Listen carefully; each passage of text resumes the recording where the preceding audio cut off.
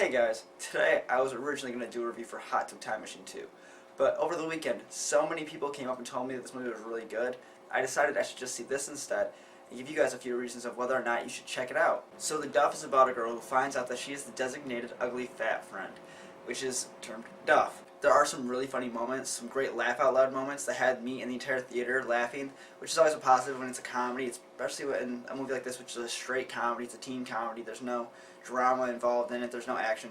The main point of the movie is to get laughs, and it does that successfully. I found some of the funnier moments in this movie were the interactions between the teachers and the students, or the teachers and the other teachers, principals, and so on. Primarily Ken Jeong's character. Overall, I'd say the performances were average.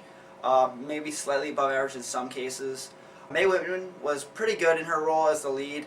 She handled it well. She was funny. I did find, and this is on the negative side, I'm going to put it in here, that her character seemed to be more of a, sometimes she acts like a brat. When she finds out what she is, she goes a little bit too far. She overcorrects, but that's more on the writers and the directors' issues, not so much her. She plays her role well. Bella Thorne is acceptable in the movie. She's not great, but her character is not very meaty in a sense. She's very bitch, like that's her mode, and that's all. I mean, that's the character, how she is written. She plays it well enough. You feel it, you see it, you're like, okay, yep, I don't like her, cool. So in that sense, she did a good job, but it wasn't a role that's going to help her move her career forward unless she wants to just stick in this whole teen comedy antagonist role. The movie's best performance is done by Robbie Amell. He's well known for his TV series on the CW, The Tomorrow People, which is no longer on TV, or as the side character Firestorm in the current show, CW's The Flash. He brings a different dimension in this movie than he has in those roles where he's more serious.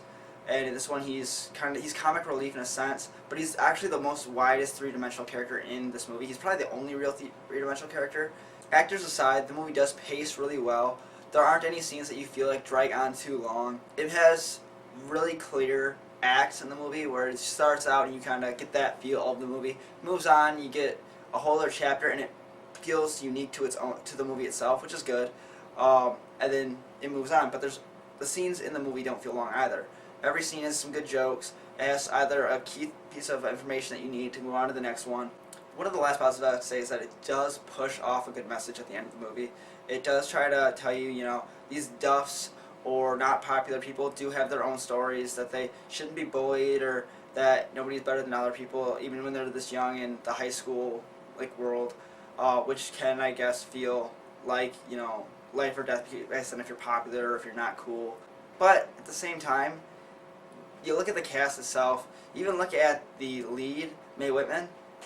Every one of these people in this movie are like good looking, which doesn't really help send the message. That's where I'm kind of going to skew towards the negatives of the movie. You do a movie about the designated ugly fat friend, and you cast a still good looking girl, try to make her look average to what we all see every day, and call her ugly or fat. And they do try to solve, it doesn't mean you're ugly or fat, but you don't see a single really ugly or fat person in this movie.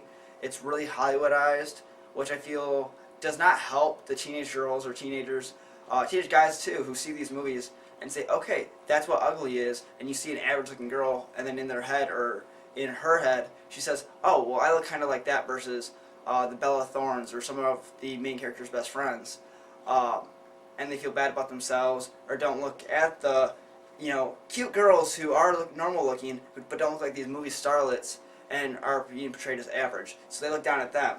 And it doesn't help anybody. So I get the message you're pushing, but why didn't they cast normal-looking people to scatter in with the super beautiful, you know, star people? There really aren't any three-dimensional characters. You have Robbie Amell's character, who is completely three-dimensional. He has multiple facets and human qualities that you make him seem like a real person.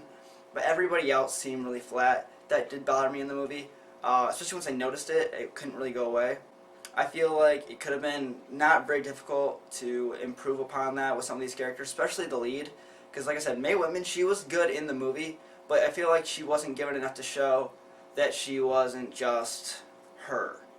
Like this one blank slate character. I wouldn't say is one-dimensional, but she wasn't all around. It was basically, she either was proud of who she was, or she hated who she was. So my final real note on this movie is the fact that the story's been told so many times before. average person A uses, with the help of super popular person B, a way to kind of catapult themselves up the social ladder or change the tables of the social ladder so that everybody's on even standings. Ugly Duckling goes from, whatever to, oh my gosh, look at that person. Whoever would have guessed that person could be like that. Meanwhile, the popular person gets a good grade or gets some sort of thing in return, and then they end up falling in love. And we've seen it so many times that it's predictable, and you can see it pretty early on what was going to happen. And it's a good story, and it's the reason why it's used so many times, but it is feeling pretty generic at this point. They did toss in a nice message of, bullying's bad, and really modernized it with the use of cyberbullying in this movie, but it doesn't really change the fact, like I said before, they really don't drive home the point of the message. They just kind of use it as a tool. Okay, so my overall for the Duff is a 7 out of 10. I would say that the negatives, while they did bother me, weren't things that were directly associated with my enjoyment of the movie while I was watching it. It was more after I thought about it that it did get on my nerves. The positives were really solid. The pacing was good. The acting was average to above average. There was a lack of three-dimensional characters, but that wasn't enough to drag me down while I was in the movie.